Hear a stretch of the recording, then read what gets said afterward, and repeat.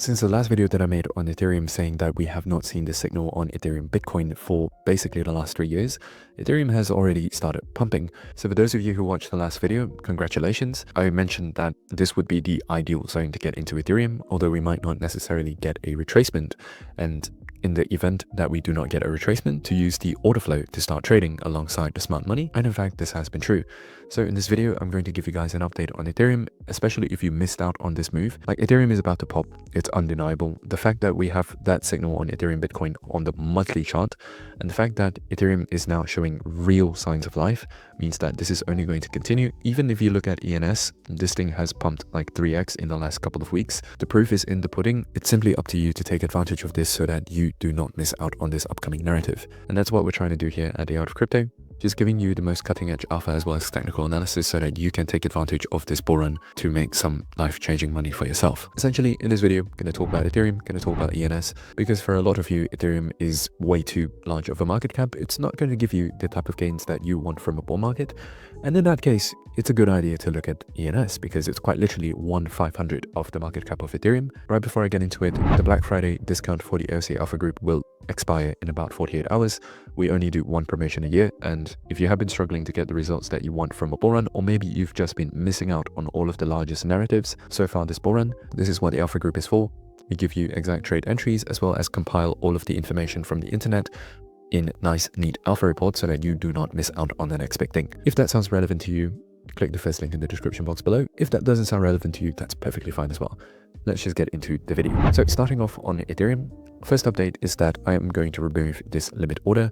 While this demand zone is going to be the best, like most ideal area to get in, like the fact of the matter is that it does not seem like we are going to be retracing back here anytime soon. Now, we could potentially, but I'm not counting on it. Well, what's more interesting to note is how strongly order flow has held so far during this run up.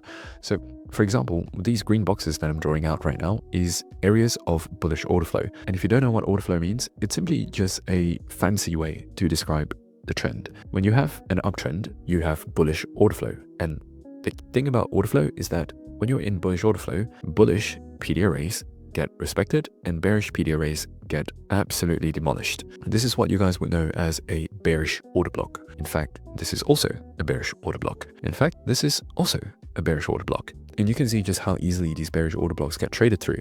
Meanwhile, all of the bullish order blocks tend to get respected. This is the opposite case for when you're in a state of bearish order flow. And these bearish order blocks get respected and price continues to respect them. And this is the difference between bullish and bearish order flow, or as a lot of people like to call it, a trend.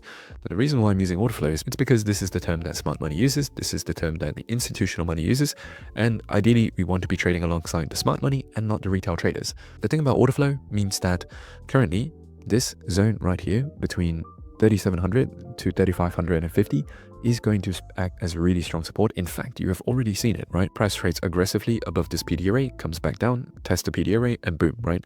Further expansion. If it doesn't seem clear on the daily chart, take a look at the 4-hourly chart. Now, whatever I just discussed there can be applied on the 4-hourly. I wouldn't recommend going too low though, such as the 1-hourly chart. The risk that you run into when you go on too low of a time frame is that you run into a lot of noise.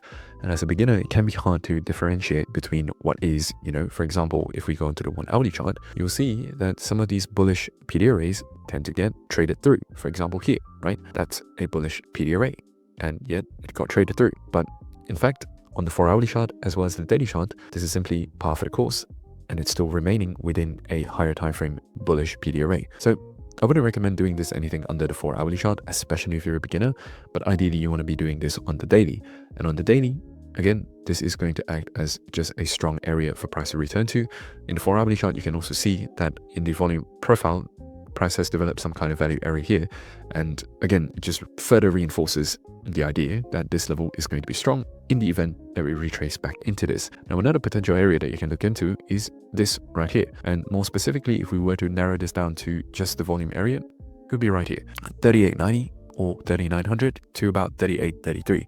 Now, this is essentially just going to act as the first level of support before price continues upwards on this trend. And taking a look at the higher time frame, price has currently just formed relatively equal highs at the previous March high. And this is important because this is very reminiscent to what happened on Bitcoin prior to it breaking the all-time high. So if you take a look here, this was the previous Bitcoin all-time high right before like confidently breaking through the level. This was prior to the elections, by the way. It stopped short right before the Bitcoin all-time high, retraces into, now this is what I mean when I say the markets are manipulated. This is going to be a perfect example of it. This green box right here is a perfect example of a daily demand zone. I called this in the Discord. I call this in the AOC Alpha group, for those of you who are in there. This is a clear setup, right? You have your drop, that's your base, and that's your rally. And right before the elections, 1 week before the elections, you stop right short of the previous all-time high, retrace into a key area, and then boom. I expect something similar to happen on Ethereum as well. And this time around, it's important to identify what is the value area. Even though we're not currently at the previous all-time high, which is right at about 4.8K, the setup is pretty similar. You're going to stop just short. It's also the weekends right now, so weekend shenanigans, weekend fake price action, you name it, tends to happen during the weekends. You're going to retrace back into some kind of value area. Again, your signals on the higher time frame are going to be stronger than the lower time frame. So even though I have drawn out this box right here as the first level of support, do not be surprised if you were to retrace all the way back down to here. Because remember what I said about demand zones? Well, this is a clear demand zone where you have a drop, you have an indecisive candle. This is not the best indecisive candle, I get it. And then you have a rally. So that's your drop, that's your base, and that's your rally.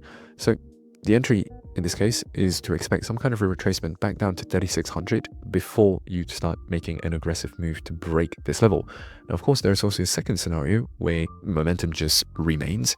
This area here holds and price just, continues, flips this previous level of, well, like for all intensive purposes, let's just call it resistance.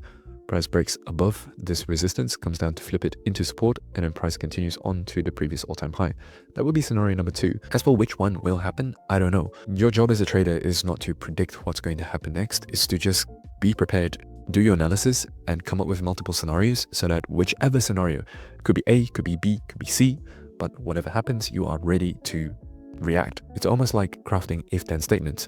So if price retraces back into here, then I will do maybe an entry here and maybe a stop loss underneath this area, and I'm going to target the previous high over here. Now, in the case that price just shoots straight up, I'm going to set my limit here. I'm going to look for an entry here and then riding the wave all the way to the previous all-time high. This, by the way, can also lead to the previous all-time high, don't get me wrong, but it's the thought process that counts, right? Coming up with if-then statements and just scenarios so that you're prepared for whatever happens. But in this case, my ideal, like most ideal entry is going to be right at about 3600, like 3667. I'm going to place my stop right at about $3,500, and this is going to give me an easy 10-to-1 risk to reward ratio, something like that. And I'm going to target the previous all-time high. It's about 8-to-1. Now, that means for every $1,000 that you risk, you're getting back $8,000. And I'd say that's a pretty good trade any time of the day. I know that there are a lot of boxes here, but honestly, the chances that we come back all the way down to this demand zone here, like, I hope for it. Trust me, I really do. But the fact that it's also a 30% retracement from current highs, and the fact that Bitcoin does not seem like it's going to just start dumping at any time soon, means that the probability that this is going to be hit is not so high. So I will really place my priority on the upper 3 levels, at least in the near future, unless anything changes, which I will be making a video on. So if you enjoy this kind of analysis of crypto from a smart money perspective, make sure you press the subscribe button, because I will be making many more updates just like this. But with that said, just coming back to a little bit about probabilities. And speaking about probabilities, one other mindset that will help you immensely as a trader is to just play the probabilities. The only thing that's certain about the financial markets is that it's always uncertain, and as long as you're always taking the higher probability outcome over the lower probability outcome, then you're always going to win, right? There's no 100% certainty, but I can confidently say that these two areas getting hit is much more higher probability than this one getting hit. And when it comes to deploying your capital and choosing which area to focus on, this plays a huge role. So for now, let us remove this demand zone. Yes, it is valid. It has not yet been filled, but as how current price action is playing out, do not expect this to be hit anytime soon. And so we direct our attention to the top 3. And now, again, this right here would be the ideal zone. Why? Because if we were to draw a Fibonacci retracement from this low to this high here, where the move began, you can see that this bottom zone here lines up with the golden pocket of the Fibonacci retracement, which is much more high probability than these two zones, which are right up in the premium zone. And the easiest way that I can explain premium discount to you is that Premium is anything above the 0.5 line. The discount is anything below the 0.5 line. Buying something at premium is like buying an apple at $20. Yes, you're still getting an apple, but you're really overpaying for it. Buying in a discount is like getting an apple for 10 cents. Yes, you are very happy getting an apple at 10 cents. It's pretty much free. And now smart money at every given time is always trying to position themselves into the best possible entry. And of course, common sense states that if you want to make money in the financial markets, ideally you buy low and you sell high. So in this case, this zone right here would really fit the bill of buy low so that you can sell high at the previous all-time high. So this would still be the ideal zone. Like, do not just put all your eggs into one basket. Again, it's all about if-then statements. If price just breaks through this area, okay, fine, right? Maybe it's going to treat this as a future resistance, come into this zone, and then you're going to see how it reacts, and then boom, right? If it starts showing bullish market structure again, boom, right? That's the zone. Now, the target for Ethereum still remains the previous all-time high. Like, it's going to go way higher than the previous all-time high even. Like, if we were to draw a fib from the bear market low to the previous all-time high, well, already did, and the targets for Ethereum is going to be like 6.8k and 8.8k. Probably by the time everything is done, we're going to be sitting at right at about 10k. Now, for Ethereum to go much further beyond 10k, you need about $1 trillion worth of market cap to flow into Ethereum. Now, is that going to happen? I don't know. Only time will tell, but I sure hope it happens. So that is the playbook on Ethereum. Now let's talk briefly about ENS, because this one's going to be very straightforward. Currently, on the lower timeframes, you have just formed a value area. Now, this is going to become really clear the moment we look at the 1 hourly chart. You can see that we can refine the value area high, value area low right there. Now for those of you who do not understand how value area works, or just understand volume profiling in general, all you need to understand is this. A value area is simply just an area where market participants, that means buyers and sellers, agree that this is an area of fair value for them to transact, which means buyers are happy buying here, sellers are also happy selling here. This is why markets always move from high volatility periods to low volatility periods. The market at any given point is always a tug of war between buyers and sellers, and the market is always trying to find a state of fair value, right? Or rather a state of equilibrium. And so this is why value areas get formed. But how do we use this information? Well, there is only one thing that happens to value areas, or rather two things. One is you stay within the value area, but the second is that you try to break out of the value area, right? At any given point, again, in cases like this, sellers are trying really hard to push price below the value area and establish, just a bearish, another value area down here. But the opposite is also true, right? The bulls are always trying to push the price out of this value area because they want the price to go up. When it comes to price breaking out of the value area, again, there are only two things that can happen. One is you fail the breakout, and so you return back to the opposite side of the value area. Such as this, you fail the breakout, opposite side, fail the breakout, opposite side, fail the breakout, opposite side, fail the breakout, opposite side, right? Very simple. It's a lot like trading ranges, but this is just going one level deeper on, the behind the scenes and the understanding of how the market moves. And the second scenario is that you break out, you come down to retest the previous value area high, and you continue, right? Or you break down, retest the value area low, and you have a successful breakout of the value area. Now, this is what you want to be seeing. And in fact, this is what I think will happen on ENS. Essentially, right now, you have recently just failed a breakout on the value area low, currently at the value area high, got rejected, and now you're back at the midpoint. So honestly, this wouldn't even be that bad of an area to get into ENS with a stop right underneath the swing low over here. And the target is going to be, just some kind of upward expansion. Now, personally, I do think that ENS is going to hit $100 pretty quickly, like a lot quicker than people are going to expect. And so that remains my target. So at the very minimum though, if you want to be a little bit more conservative, it's going to be, you're looking at $75 or $89. Personally, I think it's going to go above 100. But again, this is just for the people that want to take profit a bit sooner or a bit more conservative. So right now, right here, it's already going to be a good entry.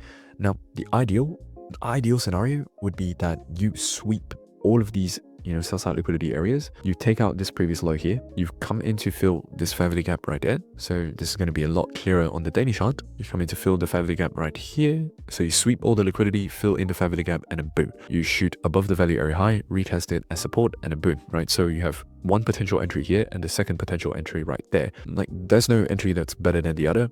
Obviously, in this case here, you have way more confirmation, but honestly, fair value gaps with a liquidity sweep is such a high probability setup that you're going to be really safe taking this entry anyways. So essentially, there are two plays. One is a entry right at about $37 with a stop at about 34.5, or if you want to play it safe, just move your stop loss here until proven otherwise, because like if the market goes through some kind of a flash crash again, which I don't think is going to happen based on probabilities. But if it happens, then you're going to wick it down real quick before price does like a V-shaped recovery. And you definitely do not want to be caught on the other side of like just getting stopped out before a V-shaped recovery. We already know that ENS is bullish. The fact that this is showing signs of life means that the Ethereum narrative is also really bullish. So you don't want to miss out on this.